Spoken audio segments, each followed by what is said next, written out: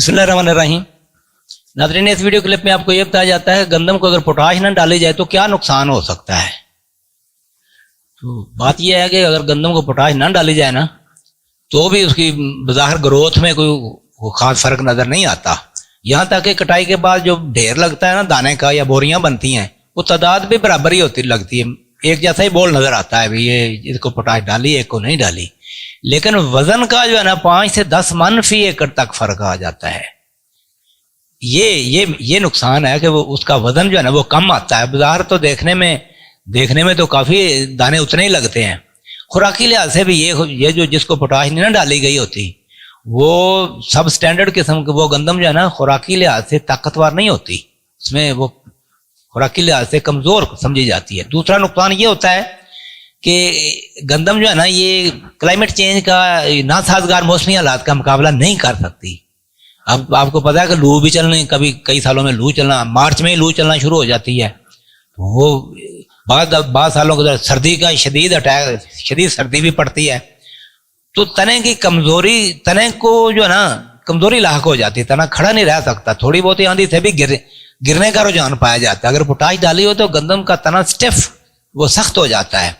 तने की मजबूती जो है ना, अब देखें हमारा सीड रेट 50 किलो में जब हमने यूरिया और डीएपी अकेली डालनी है तो उसने तो गिरना ही गिरना है। या तो बीज सीड रेट 30 किलो किया जाए तो फिर भी गिरने से कुछ कम गिरे। जब 30 किलो करते हैं तो पैदावार गिर जाती है। अब पोटाश डालना बड़ा जरूरी है। पोटाश भी डालें तो 50 किलोग्राम बीज जो है ना इसमें खड़ी रहकर गंदम पकती है और ज्यादा पैदावार आती है। तो अब तीसरा नुकसान क्या होता है कि कीड़े और बीमारी के खिलाफ कुव्वत मुज़ाहमत जो है ना ये पैदा होती है इसके गंदम के अंदर। गंदम के ऊपर जो है ना रस्ट का अटैक उतना नहीं होता। हाँ जी, तेला भी कम अटैक करता है। जब खुराक मतवाजन खुराक डाली गई हो तो कीड़ा बीमारी जो है ना कम नुकसान करता है। तो बल्कि आपने देखा होगा किसी बुखार, हर तरफ बुखार ही बुखार है, लेकिन जिस बंदे की खुराक अच्छी, जो ज्यादा सेहतमंद है, पूरी खुराक, एक बंदा ड्राई फ्रूट और गोश्त और दूध वगैरह से पला हुआ है, दूसरा और रोटी और चावल पे ही पला हुआ है, दोनों की ताकत में, स्ट्रेंथ में फर्क होता है। इस तरह बात यह है कि कीड़े और बीमारी का हमला जो है ना वो ज्यादा होता है जिसमें पोटाश ना डाली जाए। तो कोशिश, अब रहा कि महंगी बहुत है, ये वो अलग बात है, उसके ऊपर किसी वक्त फिर बात करेंगे। अब एक बहुत बड़ा नुकसान ये होता है कि डाली की खुराक जो है हमने फास्फोरस डालते हैं इतनी महंगी, माइक्रो न्यूट्रिएंट्स भी डाले, अमीनो एसिड की स्प्रे करें जी, सल्फर डालिए, ह्यूमिक एसिड भी अब तो लेके फिर रहे हैं भी, ह्यूमिक एसिड डालें, ग्रोथ स्टिमुलेंट भी डाल, सब कुछ डाला है। मेरी बात सुनिए, जब सब कुछ डलता है बिल्कुल यही तारीफ होती है, खुराक बहुत अच्छी क्वालिटी की गंदम पैदा होती है।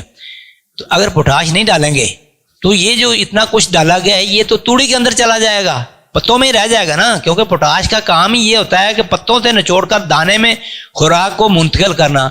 अगर आपने देखा नहीं, कहते यार देखने में लुक बहुत अच्छी होती है लेकिन पैदावार आखिर पे 35 मन आती है, लगती थी कि ये 60 मन निकलेगी। ये क्या हुआ, असल में पोटाश नहीं डाली गई होती।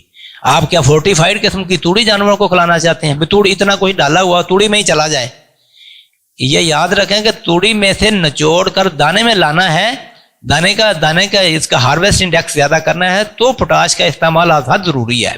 महंगी जरूर है लेकिन याद रखें कि पक्के वट की जमीनें जो है ना, हमारी सुर्ख रंग की जमीनें भी हैं बाद शिमाली पंजाब में, उनमें जो है ना पहले से काफी मौजूद है। शुक्र करें कि पोटाश फास्फोरस से भी ज्यादा गंदम को चाहिए होती है लेकिन वो जमीन से काफी मिल जाती है, ना भी डाली जाए तो। लेकिन मैरा और रेतली मैरा जमीनें और रेतली जमीनें, थल एरिया, चोलस्तान, ये इन इलाकों में डालनी, या पंजाब में कहीं भी रेतली जमीनें हैं, वहां पे पोटाश के बगैर गंदम की कोई खास पैदावार हासिल नहीं होती।